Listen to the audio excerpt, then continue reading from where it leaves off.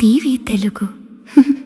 అందరికీ నమస్తే అండి. నా పేరు మనీషా నాయర్. గత 2 రోజుల నుంచి సర్క్యులేట్ అవుతున్న న్యూస్ గురించి మాట్లాడడానికి వచ్చాను. అందరూ కాలు పట్టించుకేంది అని ఒక మగాడితోనే మాట్లాడుతున్నారే తప్ప ఆ కాలు పట్టించే కన్నా ముందు ఏమేం జరిగిందనేది చాలా మంది ప్రజలకు తెలియదు. కాబట్టి ఇది నేను తెలియజేయాలనుకుంటున్నాను. అక్కడ ఉన్నటువంటి ఇష్యూలో లక్ష్మీనారాయణ అనే వ్యక్తి ఒక మనం రిపోర్టర్ అండి. ఆ మనం రిపోర్టర్ గత సంవత్సరం రోజుల నుంచి మా మీద చేసినటువంటి దాడి ఒకసారి నేను మీకు చూపించాలనుకుంటున్నాను. ట్రాప్ లో హనీ ట్రాప్ కాలేజీలో కార్యక్రమానికి రంగమ్మను ఆహ్వానించిన మనీషా నాయర్. గీతం పేరుతో వేల మంది విద్యార్థుల తల్లిదండ్రులను ట్రాప్ చేసిన మనీషా నాయర్. రాశారు కదండి, నేను ఒక ఆడపిల్లనే కదా. ఇంత దారుణమైనటువంటి రిపోర్ట్ ఇంత రాశారే, సేమ్ రంగమ్మ తరహాలోనే రహస్యంగా వీడియో రికార్డ్ చేసిన బ్లాక్ మెయిలింగ్ అని చెప్పి ఎవిడెన్స్ చూపించండి. ఏం తప్పు చేశానో మీకు ప్రూవ్ చేయాలి కదండి. వితౌట్ ఎవిడెన్సెస్ నా చేతిలో పెన్ ఉంది, నా చేతిలో పవర్ ఉంది, నేను ఒక ప్రెస్, నేను ఒక మీడియా అని ఏది పడితే అది రాసేస్తారా అండి?